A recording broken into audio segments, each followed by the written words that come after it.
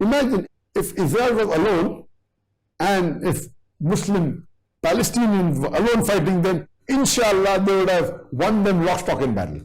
But you have the huge superpowers of the world, America supporting them, you have UK supporting them. And what are the Muslim countries doing? Nothing. It's a shame on us. In this video, Dr. Zakir Naik intelligently proposes a plan to put an end to decades of the suffering of the Palestinians, a plan that charts a pathway towards sustainable peace in Palestine as well as in the Middle East. In his detailed action plan, which is very interesting as you will see in a moment, Dr. Naik sends a powerful message to Muslim leaders around the world, in which he tells them what they must do from now on to save Palestine and establish a safeguard against any future aggression from Israel or any other country.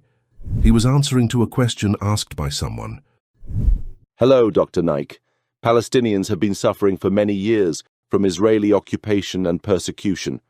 For more than a year now, Gaza has been subject to devastating bombings that have taken lives of thousands of civilian people, the majority of whom are women and children. So my question is, why don't Muslim countries unite to defend Palestine against Israeli aggression and genocide? That's a very good question, but that question should not be posed to me. It should be posed to the leaders of the countries. If you heard my talk on the 15-point action plan for the Muslim Ummah in relation to Palestine, and my last 2 points mention that if all the Muslim countries unite, and if they stand unitedly, then inshallah no non-Muslim will try and interfere with us. And how the non-Muslims have a NATO, North Atlantic Treaty Organization, NATO, where there are about 33 countries are members, and according to their treaty, if anyone attacks any one of the 33 countries, it is as though you have attacked all the countries. In fact, the Article 5 of NATO Treaty establishes a principle of collective defense where an attack on one member is considered an attack on all, requiring them to assist the attacked member. This principle is central to NATO's purpose of safeguarding the freedom and security of its members through political and military means. So what Zakir Naik is proposing is for Muslim countries to create an alliance like NATO with a treaty considering that an armed attack against one or more allies in Muslim countries shall be considered an attack against them all, obligating each ally to assist the attacked member by taking such action as it deems necessary, including the use of armed force, to restore and maintain the security of the Muslim alliance.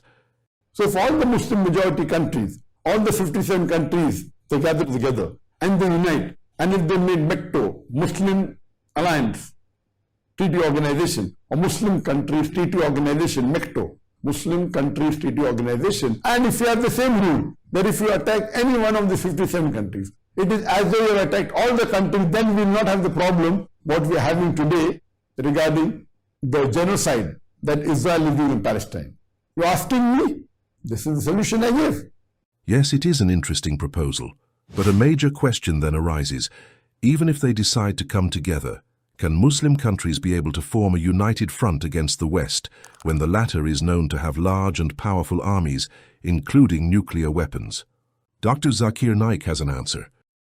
And we have to realize that I'm aware that the non-Muslims have got a lot of arms and ammunition, they have got nuclear power, they have got wealth, they have got the military, but we fail to realize that we have Allah with us.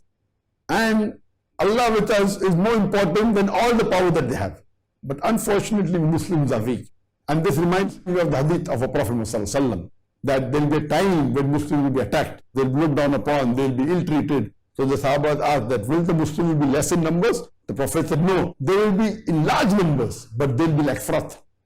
Froth, large numbers, but useless. They will not be united. Allah says in the Quran in Surah Imran chapter 3 verse 103, وَاعْتَصِمُوا بِحَبْلِ اللَّهِ جَمِيعًا وَلَا تَفَرَّقُوا. Hold strongly to the rope of Allah and be not divided.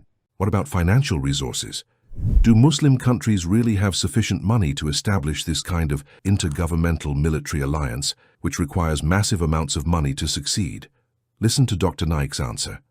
So if the Muslim countries get together, and we know the major oil producing countries are Muslims, the major export of the oil by Muslims. And oil is required even for weaponry, even for fighting. If all the Muslim countries get together, Allah has given us resources. Palm oil, 90% of the palm oil is with Indonesia and Malaysia.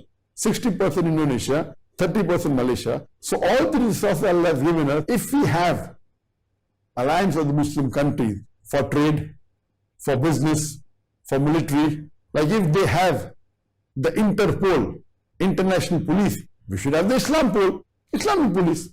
Why should we be dependent on them? If we join hands together and unite on the basis of Quran and Sahih Hadith. As Allah says, وَاتَصِمُوا بِحَبْلِ اللَّهِ جَمِيعًا وَلَا تَفَرَّقُوا. In Surah Imran chapter 3 verse 103. That hold all the Muslims, hold strongly to the rope of Allah and be not divided. Hold strongly to the Quran and Sahih Hadith. So inshallah, I feel this is the only solution. What do you think about this action plan proposed by Dr. Zakir Naik? Please share your point of view in the comments. Thank you for your time. Assalamu alaikum.